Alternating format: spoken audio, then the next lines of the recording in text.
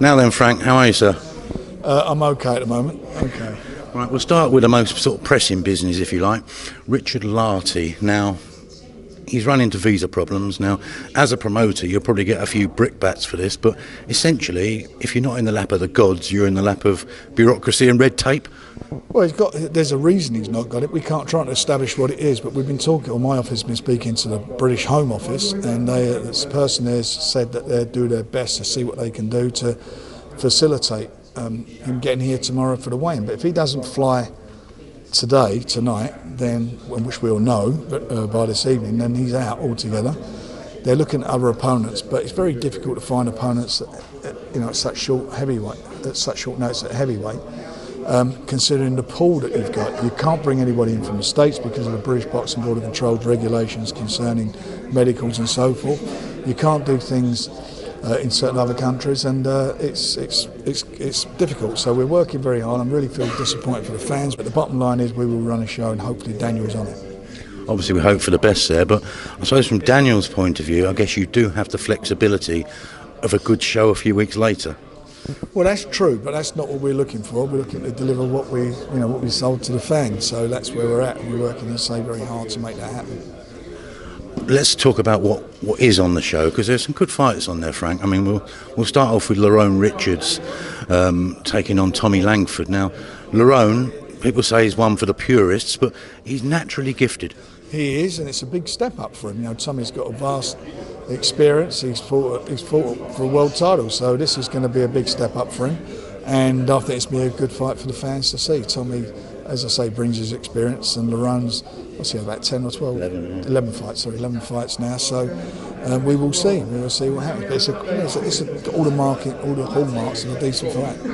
It's for the Commonwealth title, of course. Now, Lerone, I heard you recently sort of liken him to Harold Graham, and there is a comparison to be made there. Well, there is. No one likes Harold Graham in the early days. I'm not saying I don't like Lerone, don't get me wrong, but he wasn't. He was in the Who Needs Him club, but then he became he became very successful, and he became quite a big man. So I think we'll see where we are with Lerone, whether he can do the same thing. I suppose you say they would do, but the people around Lerone really think he's got what it takes to hit the top at super middleweight. Well, we will find out. We'll find out on Saturday, and that's the bottom line. You will know on Saturday. A very different type of super middleweight, Zach Chelly, very explosive. Now you got him for a first title. He's only about 5 or 6 fights in against Jimmy Smith. Now that's going to be a powder keg fight, Frank. That's a tough fight. Again, he's stepping up very. He's young and he's stepping up quickly. But I'll tell you something. I mean, that's him, his father, that's what they keep asking for. They want it, they feel they're ready, and his manager Joe feel they want it, so we're delivering it. Zach will just go hell for leather, won't he? It's a decent little fight. It's a decent little fight for him. And of course it's taking him that route which everyone likes, southern area, and then you move on to England. He's going the traditional route, exactly. After that we have young Sonny Upwoods, who recently signed a contract renewal with you, Frank, and I know he's someone you're warming to very much so. I like Sonny. I mean, he's Sonny by name, Sonny by nature. He's a lovely lad, and I really do believe that I do believe he can go all the way. He's got tremendous self-belief, self-confidence. He'll fight anybody, and he can fight. So I'm looking forward to the next phase of his career. I'm looking forward this year to keeping him very active and getting him in a position where he's there or thereabouts. In an eliminator, or maybe even fighting for a world title.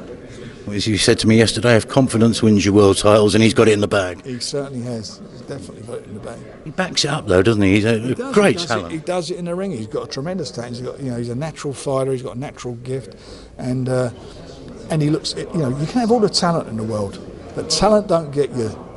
Talent gets you so far. At the end of the day, you've got to have commitment and so forth, and he's got that.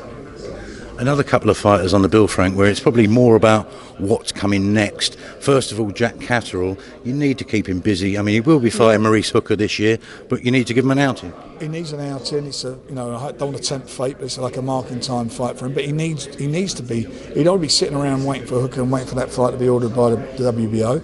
So we keep him active. That fight will happen, I believe, in the autumn. I think it'll be ordered, and Hooker's then going to have to fight him. Hooker struggled at the weight. Who knows? He may not be able to make the weight. He struggled in his last fight. But whatever happens, Jack will be ready, and I want to make sure that he's match fit when he's ready. Hence, giving him this fight. You've been banging the drum for Jack for a long time now, Frank. I have, and I believe he'll deliver the goods when it comes down to it. Another one who certainly delivered the goods last time out, and he's fighting on Saturday after injury, so it's just an 8-rounder, is Archie Sharp. Now, he can't afford to slip up because, there's a multitude of fights there for him. Well, he's coming off a great performance, isn't he? So as you say, it's a market. It's a decent little fight for him. He's getting an outing, and then he wants to be stepped up, as he said. He said he wants to be in with the best and fight the best, so we'll make that happen. Bowen, Zelfa, Woodstock. It's a great division. It's a great domestic division, and these guys are all good little fighters. Zelfa's fighting the weekend on Pat Barrett's show, which we're working very closely with now at Queensbury. So they're working together. So get Zelfa back in the mix, and there's some great matches to be made. Zelfa's a huge talent, isn't he? Like you say, a defeat really doesn't matter. He got beaten by an experienced fella, and he'll have learned from that, won't he? He got beaten by an experienced fella, and I thought I was shocked at the fight he was fighting. But we tried to make the rematch on a couple of occasions, and Clark pulled out of it on each occasion. But it is what it is. At the end of the day, Zelfa's got to look forward and not look backwards. Whichever way you put those super featherweights together, which way you mix and match them, they're all enticing fights. Crackers, aren't they? You're going to get a good fight each time, and it'll be interesting to see who's the last man standing out of all of them. When are you going to start doing that, in July?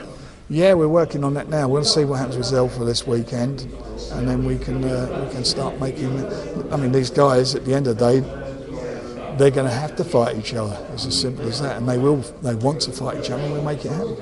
Looking slightly further ahead, Frank, I understand you've been having some conversations with Bob Arum at Top Rank, and there's potentially some good news for Billy Joe on May 18th. Yeah, I spoke to Bob, and he said that it looks like Ramirez is going to write to the BO and WBO and vacate his title. If he does, then Bill will fight for the full title. I can't see why he wouldn't do that. He weighed 190 pounds for his last fight, and he obviously prefers to fight a heavier weight, and I think he'll go in probably as the mandatory for the winner of the Kovalev and Anthony Yard fight. Of course. He needs to put it in writing this time, though, doesn't he? Well, he told them last time no one's going to do anything until he does that. Now then, another reason why we're here today, you've picked up a sizable piece of the heavyweight jigsaw in Olympic silver medalist Joe Joyce. You must be very pleased with that, Frank. I am. I'm delighted. We've got on our books, we've got 3 extremely talented heavyweights, including Joe, Daniel Dubois, and also with Nathan Gorman. It's they're the flag bearers for the next to be the next guys to come through at that level. They're at this level now. They're next going to jump up to the next one. I think by the end of the year. Hopefully they'll all be fought each other by then, and we'll be in a position where, irrespective of who's come out on top, because I think it's not the end of the world if somebody gets beat, that they'll go on and fight for a world title, and I think between them, I think for 4 versions of the world title, I think that one of them, if not 2 of them, will win a version of that. And those titles will start fragmenting again before long, won't they? Yeah, you can see there's a lot of mandatories coming, but some of these, even more so, you're looking at, with all these guys fighting each other, these fellas are going to wind up being in mandatory positions. Yeah. That's what happened.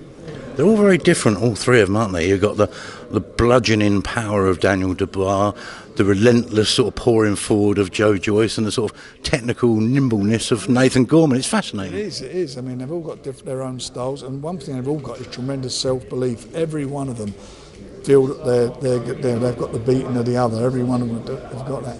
And I'm a great admirer of the 3 of them. I'm a massive fan of Daniel Dubois. And I'm a big fan, obviously, of Nathan.